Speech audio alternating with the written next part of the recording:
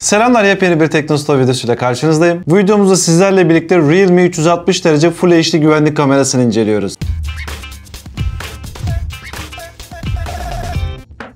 Ürünün kutusunu açarak başlıyorum. Şu ürünün kutusunu açtığımda şöyle kameramızın kendisi burada çıktı. Yine şöyle alt tarafında bir tane daha kutu var. Burada da bir tane daha kutu çıktı. Şöyle kutunun içerisine baktığımda şöyle bir tane kullanım kılavuzu var. Şöyle iki tane sticker çıktı içerisinden farklı. Bunu değineceğim zaten. Yine şurada Alexa ile Google'ın sanal asistanları için bir kağıt çıktı. Şu kağıtta taban aparatını bir yere delip takmamız için kılavuz kağıdı. Şöyle devam ettiğimde taban aparatı var. Poşetin içerisinde bir tane adaptörü var. Yine burada da güç vermek için bir micro USB kablo var. Evet, şöyle sırayla ürünlerin paketlerini açayım. Şöyle kameramız paketinden çıktı. Şöyle koyayım, en azından bu açıdan daha güzel görünür. Yine burada bir micro USB kablomuz var. Hemen bunu da açalım. Şöyle micro USB ve USB ucuna sahip bir kablo çıkıyor içerisinden.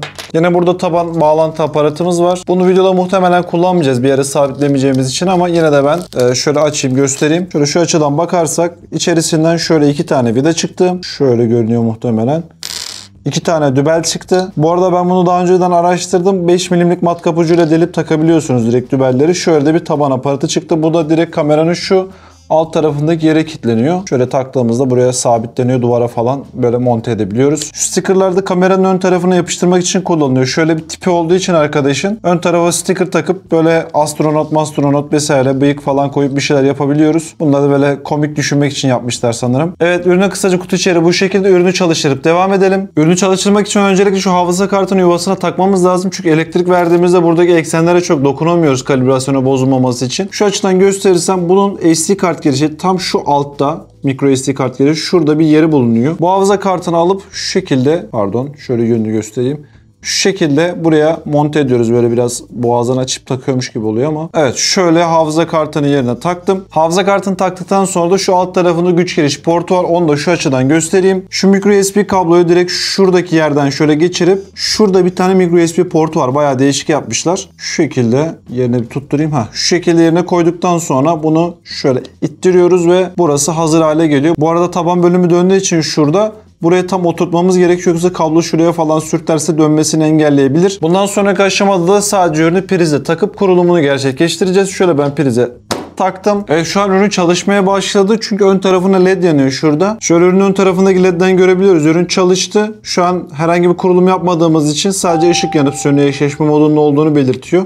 Yine de ben şu altta bir tane reset butonu var. Ona şöyle basacağım. Evet, şu an resetleme uyarısı geldi. Bundan sonraki aşamada da akıllı telefonumuzda kuruluma devam ediyorum. Arkadaşlar, net görebilmeniz için açıyı oldukça yaklaştırdım üst kameranın. Şöyle öncelikle Realme Link uygulamasını indirip kurmamız gerekiyor. Bu arada maalesef video esnasında ötecek kurana kadar. Şu Realme Link uygulamasına giriş yapıyoruz. Giriş yaptıktan sonra normalde bizden bir üyelik istiyor. User bilmem kaç falan, ben rastgele mail adresini girdim. O şekilde açtım. Yani çok karmaşık bir şey değil. Mail adresi giriyorsunuz, şifre giriyorsunuz. Size aktivasyon için bir kod gönderiyor. Onaylıyorsunuz. Bu kadar basit. Özel bilgi falan olduğu için mail çok girmek istemedim açıkçası. Neyse, kuruluma başlayalım. Öncelikle buraya geldiğimizde cihazı eşleştir diyoruz. Cihazı eşleştir dedikten sonra bizden Bluetooth, GPS, Allah ne verdiyse açmamızı istiyor. Şimdi burada biz yine bildirim ayarlarını vesaire, konumu buradan açıyoruz. Bütün evi arsayı üstüne yaptıktan sonra uygulamanın şu güvenlik bölümüne geldiğimizde burada Realme Smart Cam 360 olarak görünüyor. Bir kere üzerine dokunuyorum. Bu cihazı eklemek için 2.4 GHz'lik bir Wi-Fi ağına bağlanmanız gerekir diyor. Buradaki önemli husus 5 GHz olmuyor maalesef. 2.4 GHz üzerinden eşleştirebiliyoruz. Aynı zamanda da bu kamerada şöyle bir özellik de var. Wi-Fi repeater gibi çalışabiliyor. Yani örnek veriyorum, uzak bir bölgeye bu kamerayı kurduğunuzda Wi-Fi sinyalini alıyorsa, bunun yanına kurduğunuz ikinci kamerada bu kameradan sinyali alıp devam edebiliyor. Yani bir nevi Wi-Fi genişletici gibi de çalışabiliyor. Her neyse, kuruluma devam edelim. Anladım dedik. Şu an 2.4 GHz'lik bir Wi-Fi ağa bağlamamızı istiyor bizden. Bende bir tane ağ vardı. Burada bütün şifre de ifşa oldu. Bundan sonrasında ileri diyorum. Şimdi burada diyor ki led göstergenin kırmızı yanıp söndüğünden emin olun diyor. Baktığımda kırmızı yanıp sönüyor. Şöyle de göstereyim. Gayet güzel bir şekilde yanıp sönüyor. Okeyliyoruz. İleri diyoruz. Şu an arandığını söylüyor. Realme Smart Cam 360. Buradan üzerine bir kere dokunuyoruz. Realme Link ile kullanacak cihaz bu mu diye bizden bağlantı yaptıktan sonra onay isteyecek şurada. Evet, şu an bağlandı. Buradan onayı da verdik. Şu an muhtemelen kamerayı modemle eşleştiriyor. Ondan sonrasında da zaten kurulum işlemiyle alakalı ana ekrana geleceğiz. Evet, şu an bağlantı işlemini yaptı. Son kalan ayarları tamamlıyor ekranda. Evet, şu an bağlantı tamamlandı. Bir yandan homing yapmaya başladı. Yani şöyle kendi kendine dönüyor. Bir yandan da bizden cihazı adlandırmamızı istiyor. Şu an kamera ilginç bir şekilde bana döndü ve bana bakıyor. Şimdi burada bizden paylaşım istiyor. Bunu geçiyoruz. Kullanım beyanı, artık ne yazıyorsa kabul etmek zorunda kaldık. Kameradan gelen uygulamaları, bildirimleri. Bizden şey istiyor, bildirim vesaire onayları için. Şu anda bağlantıyı kurmaya çalışıyor. Muhtemelen birazdan da görüntü gelecek ekrana. Evet, şu an üzerindeki ışık mavi renge döndü. Kamera artık çalıştığı için eksenlerine çok dokunamıyorum. Evet, şu an bağlantıyı tamamladı. Baktığımda da görüntü ekrana geldi. Fakat daha ilk kurulum olduğu için sinyal alana kadar böyle bir kopma vesaire yaşatabiliyor. Şu an bağlandı. Herhangi bir sıkıntı yok. Döndürebiliyor muyuz? Evet, bağlandıktan sonra şu an kalibre etmeye çalışıyor. Ekseni en aşağı indirdi. Yani kameranın yukarı aşağı eksenini en aşağı indirdi. Şimdi sağ sol yapıp kalibre etmeye çalışıyor kendini. Şu an ilginç bir şekilde gece moduna da geçti. Muhtemelen kurulum aşamasındaki kalibrasyon işlemleri bu. Şöyle bakalım. Evet, şu an kendine geldi kamera. Bastığımda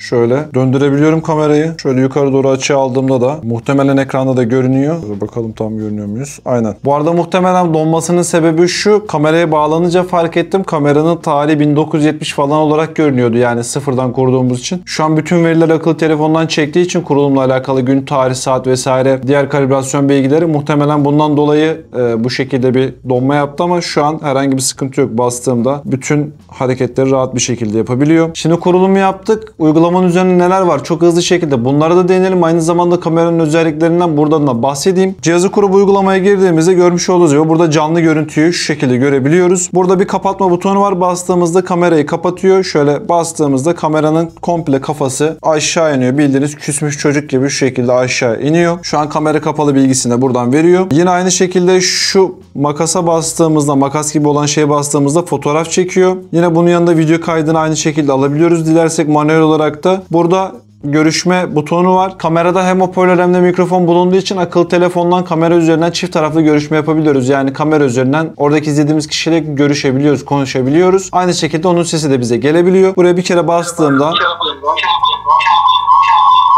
maalesef yakın olduğu için bayağı bir yankı yaptı şu anda. Buradan bastığımızda görüşebiliyoruz. Yine burada Full HD ve SD kayıt seçenekleri var. SD'ye çektiğimizde görüntü kalitesi biraz daha düşüyor. Fakat kullandığı hafıza kartı kapasitesi vesaire yani daha az alan tüketiyor. Aynı şekilde bağlandığımızda da eğer internetimiz kötüyse biraz daha görüntü akıcı bir şekilde alabiliyoruz canlıda. Şu an Full HD seçeneğini yine buradan ekranı büyütüp buradan da kameranın dinleme modunu açabiliyoruz.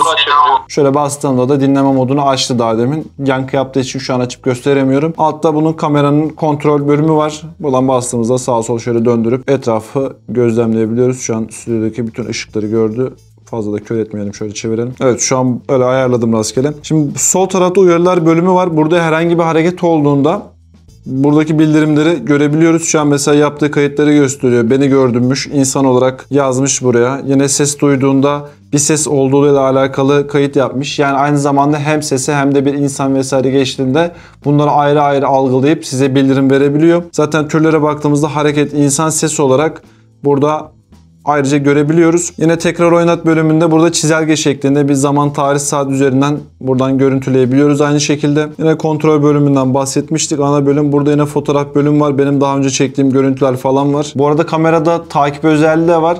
Gece veya gündüz fark etmiyor. Yani gece modundayken de takip edebiliyor. Gündüz modundayken de takip edebiliyor. İki türlü de eğer önünde bir insan varsa direkt insana odaklanıp yavaş yavaş dönüp onu belli bir açıya kadar takip edebiliyor. Şu anda da zaten yaptığım testlerde görüntüleri ekranda görebiliyorsunuz.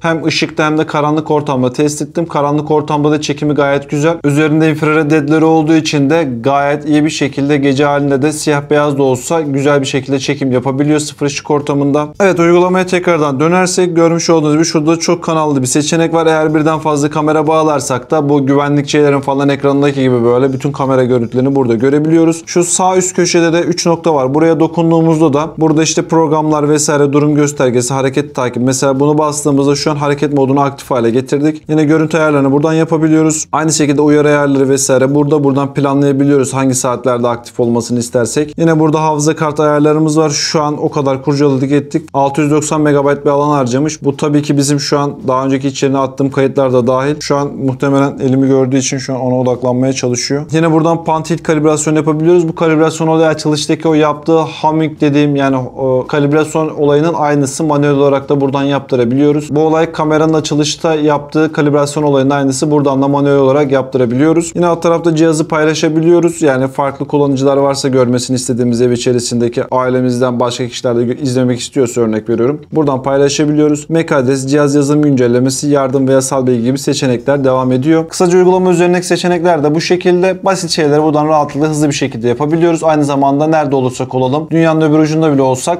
İnternet bağlı olduğu sürece iki cihazda da kameramızı izleyebiliyoruz. Ben kurulumu Android üzerine yaptım fakat iOS üzerinden de yapabilirsiniz. Yani iPhone'unuz varsa oradan da kurup yapabilirsiniz tablette vesaire. Rahat bir şekilde çalıştırıp izlemeye devam edebilirsiniz. Bununla birlikte kameranın 105 derecelik de bir görüş açısı var. Görüş açısı teknik olarak dar geliyor fakat kameranın kendisi de döndüğü için bir açıyı kaçırma gibi durum yaşatmıyor. Son olarak da Realme'nin paylaşımına göre 128 GB'lık bir hafıza kartı taktığımızda içerisine ortalama 14 güne kadar da kayıt saklayabiliyor. Evet, benim de ürün hakkında sizlere aktarabileceklerim bu kadar. Şu etrafı toparlayıp kapanışa geçiyorum. Evet, videomuzda sizlerle birlikte Realme 360 derece Full HD güvenlik kamerasını inceledik. Sizler de ürün hakkında daha fazla teknik bilgiye ulaşmak veya satın almak isterseniz şu aşağıya açıklama bölümüne ürünün bağlantısını ekliyor olacağım. Aynı zamanda herhangi bir sorunuz olursa çekinmeden yorum olarak yazabilirsiniz. Bizi desteklemek için lütfen kanalımıza abone olmayı ve bildirim çanına tıklamayı unutmayın. Yeni bir ürün inceleme videosunda görüşmek üzere. Hoşça kalın.